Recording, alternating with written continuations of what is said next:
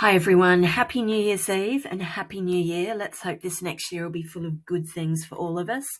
This is my reading for the first part of the year, January, February.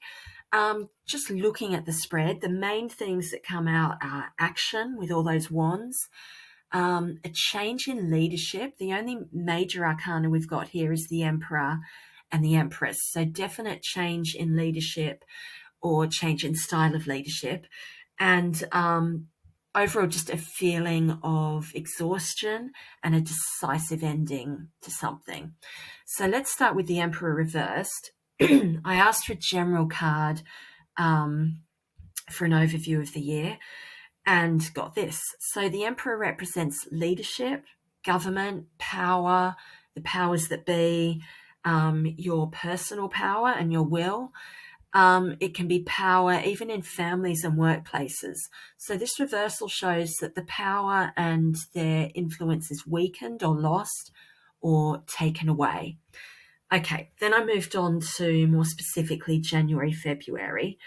First card I got was Nine of Wands reversed. So Nine of Wands is about caution and someone who's had to be very alert and on their guard to protect themselves or someone or from someone or something that could harm them.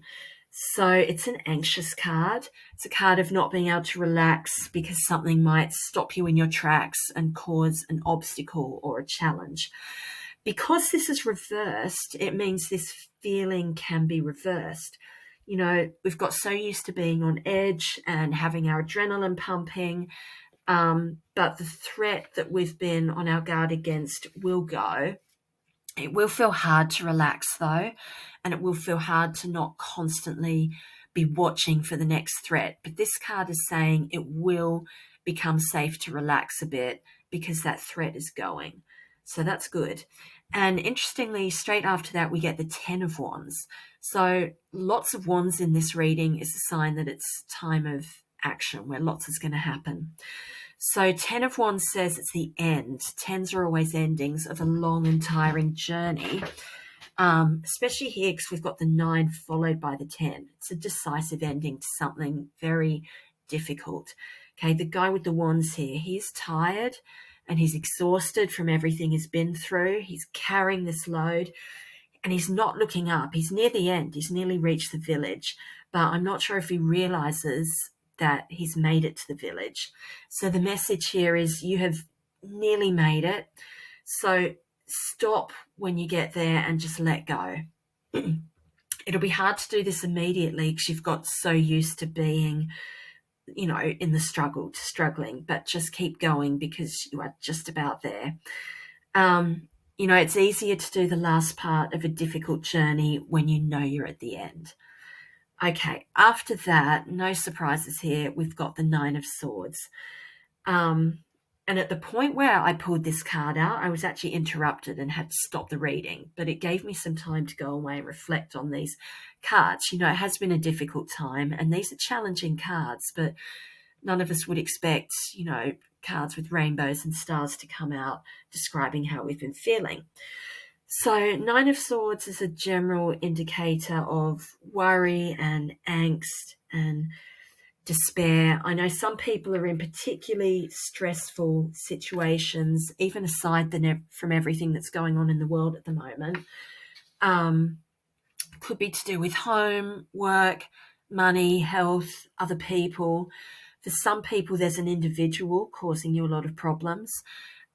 If you can't avoid them or the situation, protect yourself. I always go back to surround yourself with white light, use quartz, any color you like, but clear is good, salt and mistletoe. There's lots of it around at this time of year. Pick a bit, bring it home, and that does have protective qualities, okay? So, tough cards so far, explaining how we're feeling in January and February, but realistic given the situation we've been in. So then I came back to the reading and I asked, okay, 9 and 10 of Wands is a decisive ending.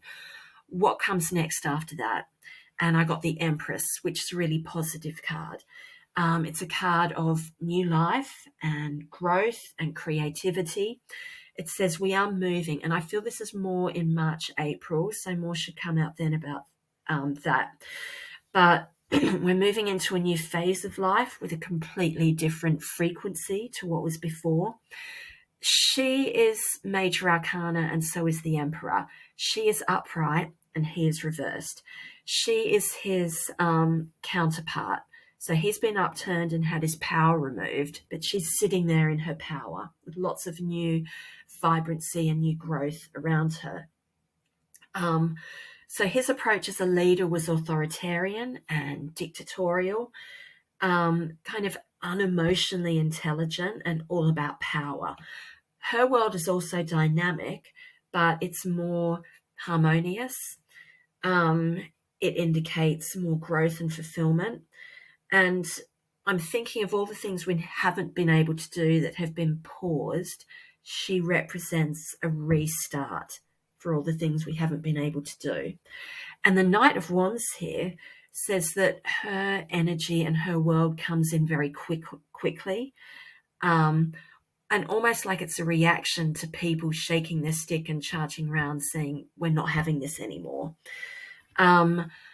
I'm getting really strongly Taurus season for her, because that's also ruled by Venus, and the Empress is ruled by Venus, which comes directly after Aries season, represented by the Emperor reversed. The other thing with the Emperor reversed, I think that's happening around, let me see. Yeah, around Aries season. So I talked about the equinox. That's going to be a really significant time this year. Equinox beginning 21st of March. Okay. Right. So what else? I feel like this is a realistic spread, but also a hopeful one. Be aware too, we've got a Mercury retrograde season going through the whole of January and February. So the kind of pre-shadow is 1st to 14th of January. The actual retrograde is the 14th of January to the 3rd of February. And then post-shadow goes from the 3rd to the 24th of February. So don't try and rush ahead in this time. It's not the time for it. It's a good time to pause, reflect, review, rewind, and then use all those insights to move ahead with in March. Okay. I did pendulum as well. I was considering doing like a 1-card spread for each month of the year, but for me, I find I get more insight and more accuracy just going about 2 or 3 months at a time. But I did do pendulum, and that seemed to echo what I'm saying here. I held pendulum over each month of the year and asked when we will see a change in the way things have been in the world. And January and February, I got not much change, not much forward action. But then in March, which I've mentioned already with the Emperor card, particularly around equinox, it said restrictions do start to go and things take a turn for the better and more normality and what we've been hoping for from March onwards. So, and that didn't seem to reverse. I kept going through the months and still got a yes from March onwards. So that is looking good. More sort of challenge and slow movement in the short term, but then quick forward movement from March onwards. Okay, thanks everyone. Bye-bye.